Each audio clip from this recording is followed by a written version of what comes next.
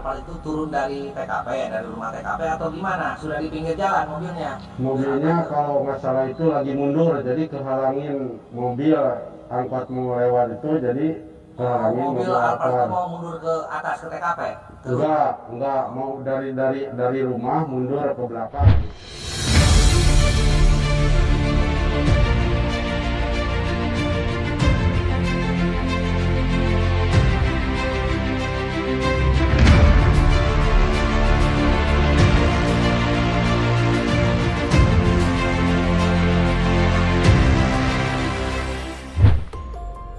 Halo Sobat Explore yang masih setia dalam mengawal perkembangan kasus ibu dan anak di Subang pastinya.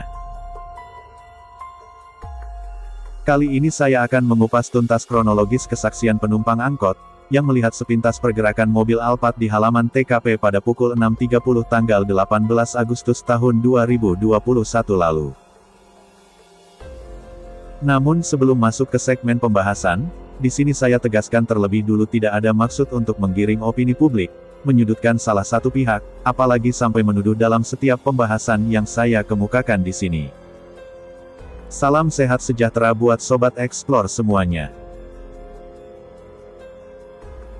Diketahui, kasus perampasan nyawa ibu dan anak di Subang ini sudah berjalan hingga 6 bulan lamanya, namun pelaku beserta dalangnya masih belum juga tertangkap. Berdasarkan pantauan, mobil angkot berwarna kuning tersebut hendak menuju ke arah Pasar Jalan Cagak, dari Sagalaherang atau Serang Panjang. Saat angkot melintasi sekitar jalan TKP, namun tertahan oleh mobil Alphard yang menghalangi, sehingga mobil angkot tersebut terpaksa menghentikan laju jalannya. Menurut keterangan penumpang angkot, mobil terpaksa berhenti karena terhalang oleh kendaraan lain yang sedang berusaha memarkirkan, tepat di pintu masuk halaman rumah dari arah garasi menuju ke jalan raya. Dilansir dari kanal YouTube Indra Zainal, mobil Alphard tersebut turun ke jalan raya dengan posisi mundur. Jadi posisi bagian depan Alphard tersebut menghadap ke bagian dalam arah garasi, sedangkan bagian belakangnya menghadap ke arah jalan raya, ucap penumpang angkot. Mobilnya kalau nggak salah itu lagi mundur, jadi kehalangin mobil angkot mau lewat itu, jadi kehalangin mobil Alphard itu Alphard. mau mundur ke atas ke TKP? Enggak, mau dari rumah mundur ke belakang gitu. Oh, dari rumah mundur ke belakang. Jadi ke bawah gitu, ke bawah. Di dalam angkot tersebut dapat dipastikan hanya ada 2 orang saja, 1 penumpang dan 1 laginya adalah supir angkot. Sebelum mengurai lebih jauh lagi terkait kesaksian penumpang angkot yang melihat pergerakan mobil Alphard pada pukul 6.30 pagi, saya akan coba memberikan gambaran ilustrasi sesuai dengan keterangan saksi tersebut agar lebih mudah dipahami.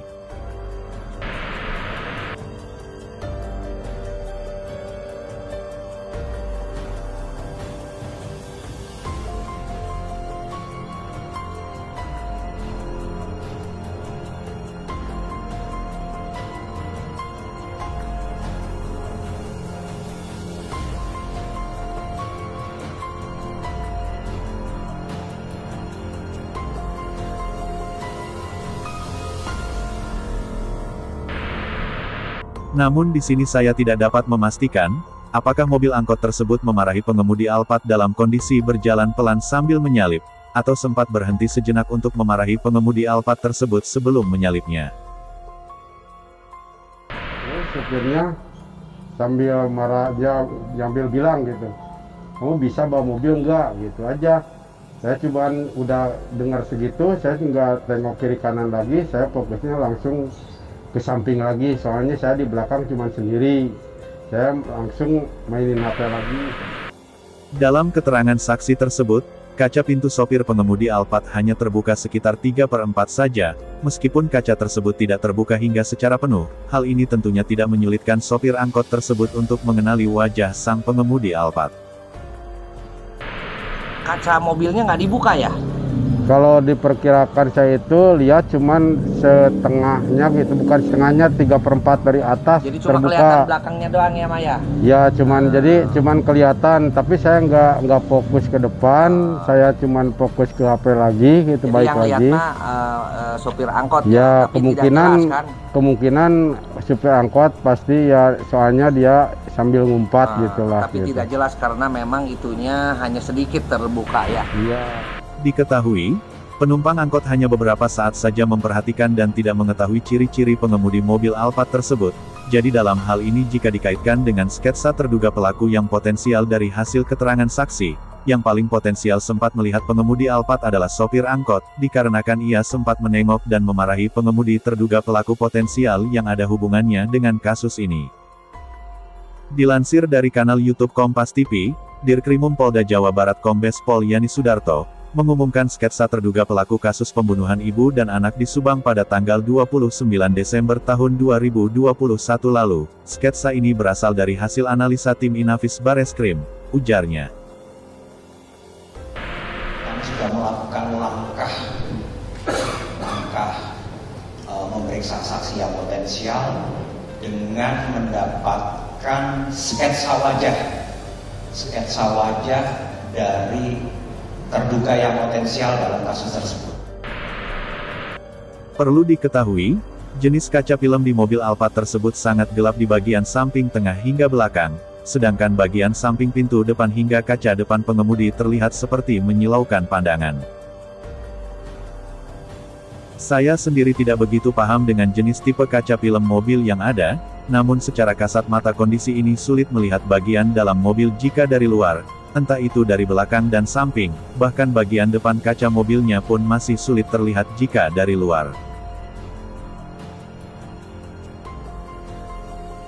Dari hasil gambaran keterangan saksi penumpang angkot, saya asumsikan pengemudi Alphard tersebut sepertinya tidak menengok, atau memang sengaja berpaling muka ke arah sopir angkot saat dimarahi. Mungkin kalaupun sempat memperhatikan secara bias dari arah belakang, dan dari samping jendela pengemudi Alphard saat sambil menyalip, sopir angkot hanya bisa mengenali dari sisi belakang dan samping pengemudi Alphard saja. Jika memang sempat sekilas antara sopir angkot dan pengemudi Alphard bertatap muka, kemungkinan sopir angkot tersebut sulit untuk mengenali dan mengingat wajahnya seperti apa. Namun seandainya pun sopir angkot bisa mencuri pandang dari kaca spion mobil, kita tidak tahu apakah pandangannya terhalang atau tidak oleh jendela kaca pintu tersebut. Apakah sopir angkot memperhatikan dari kaca spion Alphard atau tidak, saya juga masih belum bisa memastikannya jika dalam kondisi yang seperti ini. Dan jika ada yang meyakini sopir angkot tersebut bisa melihat atau memperhatikan pengemudi Alphard dari sudut pandang spion, kenapa juga tim Inafis dari Bareskrim hanya membuat sketsa dari arah belakang dan samping saja? Pastinya, sopir angkot tersebut tidak mengenali tentang identitas pengemudi yang ada di dalam mobil Alphard, meskipun daerah tersebut wilayah yang biasa ia lewati dalam menjalankan tugas sebagai sopir jasa angkutan umum. Kondisi ini tentunya sangat sulit bagi sopir angkot tersebut, untuk bisa mengenali identitas pengemudi Alphard karena tidak bisa melihat wajahnya secara pasti.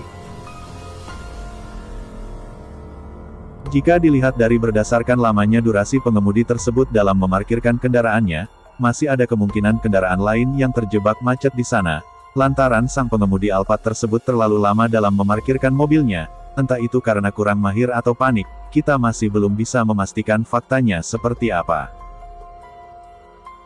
Namun di antara mereka tidak ada yang menyadari bahwa pada saat itu ada peristiwa sadis pasca kejadian. Tapi saya berkeyakinan, pada pukul 6.30 pagi dipastikan sudah ramai rutinitas warga yang melintas di jalan sekitar TKP, entah itu ada yang hendak pergi bekerja, atau sekedar mencari makanan untuk sarapan pagi, mungkin juga karena beralasan hendak melakukan aktivitas lainnya. Berdasarkan hasil olah penyidikan, kriteria yang ada dalam sketsa tersebut memiliki ciri-ciri sebagai berikut: berjenis kelamin laki-laki, usia sekitar 30 tahunan, mempunyai bentuk muka oval, berdagu lancip, rambut berwarna hitam, hidung berbentuk lurus, berbadan sedang, warna kulitnya putih bersih, dan terakhir berasal dari ras atau suku Sunda.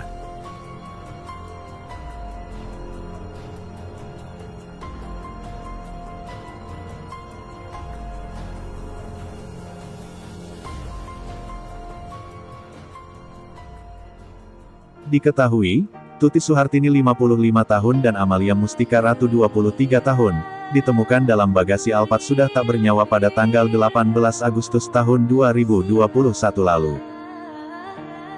Kedua jenazah ditumpuk dalam bagasi mobil Alphard yang terparkir di rumahnya dalam kondisi telanjang. Hingga kini, pihak kepolisian masih berupaya keras untuk mengumpulkan dua alat bukti sebagai syarat menetapkan tersangkanya. Kendati demikian, nama-nama terduga pelaku yang terlibat sudah dikantongi pihak kepolisian. Kita doakan kepada kedua almarhum husnul khatimah, dan semoga pihak kepolisian diberikan kemudahan dalam mengungkap kasus ini yang sudah berjalan hingga hampir 7 bulan lamanya.